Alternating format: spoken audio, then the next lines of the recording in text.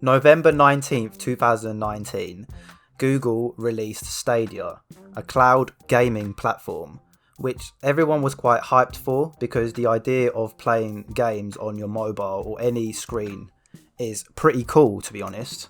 Very cool. But now, in 2021, it seems like Stadia is dying, to be honest. Like, there's no slow death. Yeah, and there's no first-party games.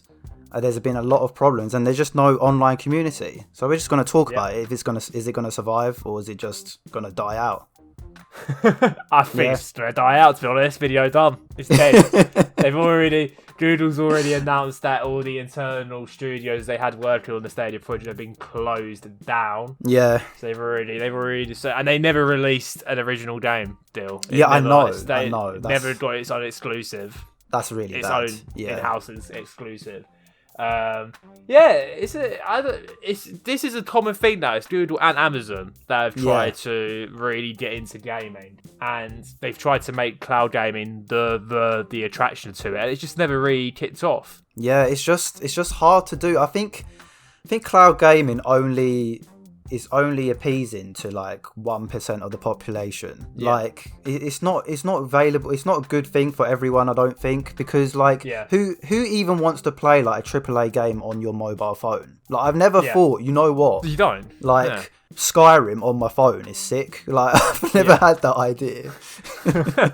You've never seen the memes deal. You never seen the Skyrim memes where they've literally announced it on like the Nokia brick phone or something like that. You don't want to play Skyrim on the Nokia, no? No, I do not. No. But that's the thing, though. That my biggest thing with cloud gaming in general, it sounds cool as a concept, but I feel like we haven't got the infrastructure to ever implement it. But one of the biggest gripes, and this is related to Stadia, is that a game came out about a month or two ago called Journey to the Savage Planet. Came out Stadia Pro. Yeah. Basically, it got a load of bugs, had some freezes, some crashes, and all that crap, right? But because you've now bought this game on Stadia, all the game files are stored on a server nowhere near your PC. So if you wanted to try and fix the problem yourself, that is true. Cannot do it. You can't play around with the file settings because the files are on your PC. They're on a server from Google. Yeah, you just feel like you're not in control with any of this. You don't own anything.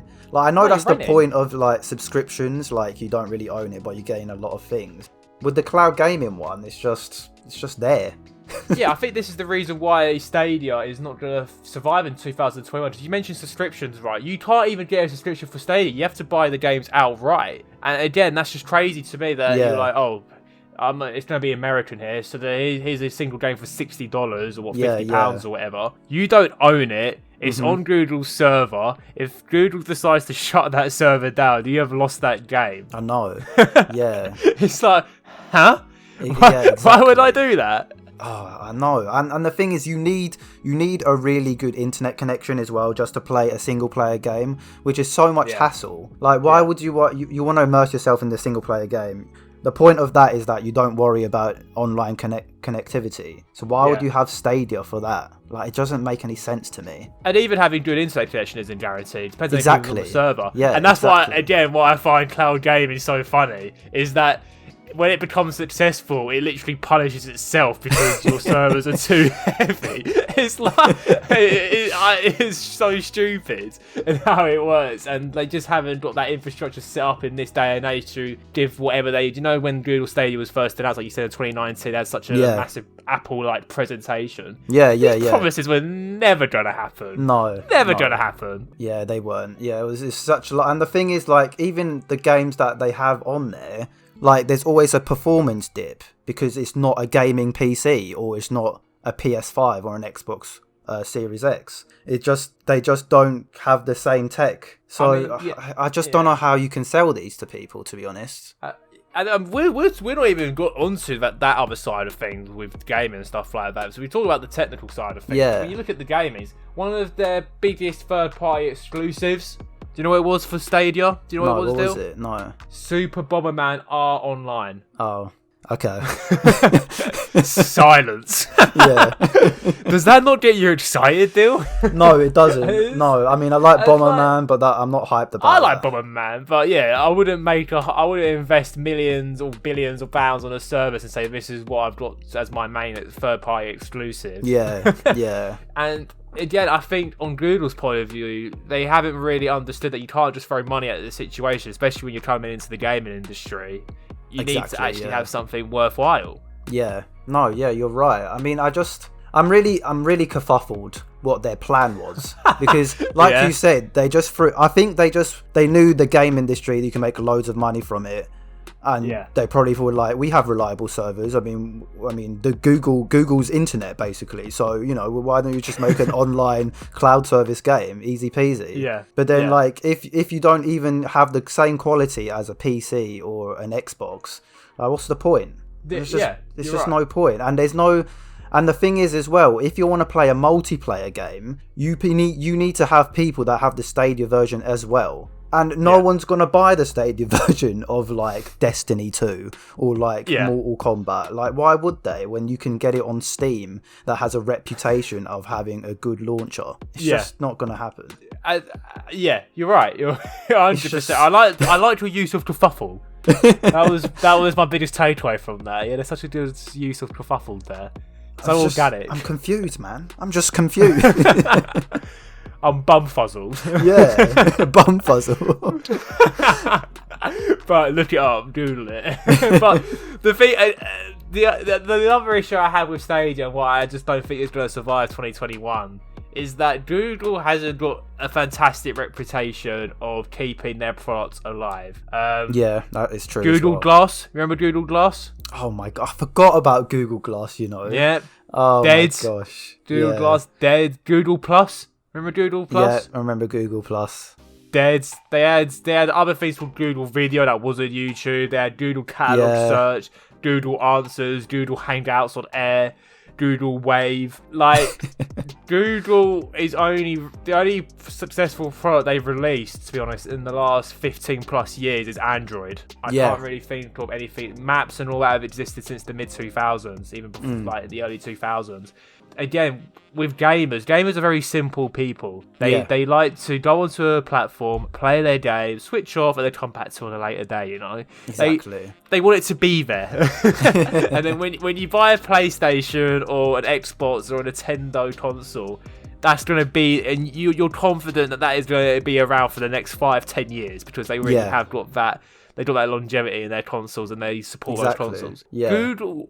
Why am I banking on Google to support Stadia and continue, especially in the game where you need to constantly support that industry to keep people hooked to your platform? Yeah. Why would you do it with Google Stadia? I know. And also with the dev side as well, I'm sure it'll be so annoying for them to be in communications with Google, because they probably don't know how their servers work. So they probably have to contact someone from Google. They don't know how long it's going to take. And I know that was one of the reasons why Cyberpunk was delayed, because they were sorting out the Stadia version as well. So it just seems like more hassle for developers. Like, why not just... I mean, PC is obviously the easiest port to do. Why should we focus on Stadia as well? And there's no player base on Stadia. It just doesn't seem like a they've been attraction. they've been really sketchy with releasing their player data. No, exactly. I wonder why. Usually that's never a good sign. Yeah. If you don't release how many players are active on your system. So yeah, like you said, why would devs want to waste their time, you know, developing exclusives for Stadia? I don't know, man. It's annoying as well, because Google gave money to devs to make a port for Stadia.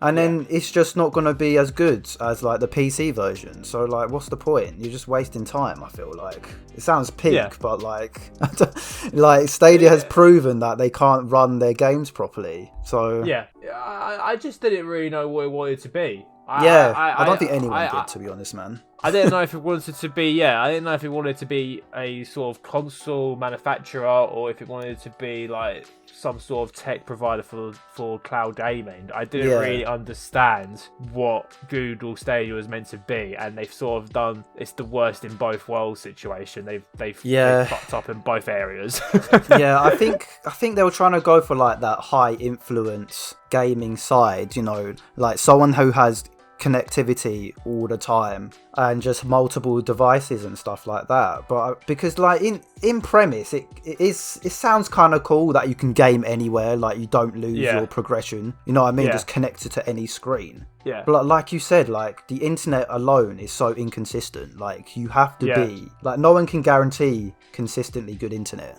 No, I remember, this just reminds me, I think it was when the Xbox One was being released, and that was obviously such a massive fuck up when they were releasing it. I don't know who said it exactly, but it was someone from Xbox who was asked about, because at the time when they released Xbox One, when in that release stage, they were saying that you needed online connectivity the whole time to play games. And someone was asked about that, saying, not everyone can do that. What about, I think someone was like, what about people in submarines or something like that, they were asked. And the guy's response was like, get an Xbox 360. And I mean, I rated the response, but it's not very practical, and it probably didn't do a lot of good. No. And it's one of those things, is like, even in like more developed countries, like just like the UK and America and all that, there's so much of the population that doesn't have fast broadband speed. Exactly. You'll hear it on my streams. when we're streaming, you can just hear my Discord just disappear, or you guys will disappear on my end because I haven't got that solid connection. So you're limiting yourself to such a small player base, and like you said, with other devs, why bother? Exactly. I don't. Unless Google is giving you the check, there's no point. I wouldn't bother. Like even like the indie devs, why would they care? Why would they care? Because Epic Games or Steam is going to promote your game even better than Google anyway. This is the problem as well. Like, Stadia doesn't even promote well. Like, how can they promote their game? They don't really, because I don't know, man. I'm just really confused of their actions here. It just made no sense. It made no sense. Google Stadia is probably going to end up in the Google graveyard of products. And it's annoying because, to be fair, the only one that's dominating this cloud gaming space at the moment is Microsoft. Which, I've never really been into Xbox and all that, but from a tech point of view, Microsoft are light years ahead of the competition in starting to build up an infrastructure. I've literally read that. So when Google was doing their service for Stadia, they were trying to convince people they had the GPU support or whatever to run it, and obviously that wasn't the case. Whilst Microsoft are literally buying their consoles and all that and repurposing them in their servers to actually support players from playing it anywhere. So Microsoft's actually doing this properly. But you need that competition. No, exactly. Like, and it's just Microsoft has been in the gaming industry for years, and Google hasn't. Unfortunately, like that's just the way it is. And I remember what the creative director said. The tweet that's saying that streamers should be paying devs the games they are streaming. They should buy their own license to be able to play the game. How stupid that sounds? And that was from the Stadia team. That was the games and entertainment creative director. He said that streamers should pay the devs to play the game. They're basically saying that even though you're spending hours on end of your time playing this game, promoting this game, it's not worth more than you paying. You need to pay to play the game. Your time is worthless. Exactly. That's. I think that is probably what it boiled down to, and why a lot of gamers never bought into it, because it just didn't seem like it was for gamers. It didn't. Microsoft and Sony and Nintendo, they've got a way of wooing gamers with their services, consoles, and that's why they're the top three.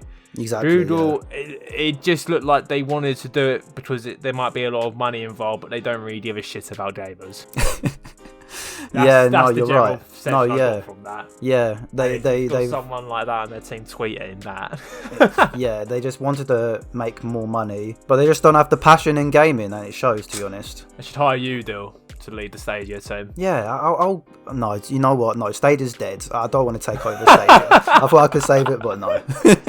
Rip Stadia for 2021. Yep.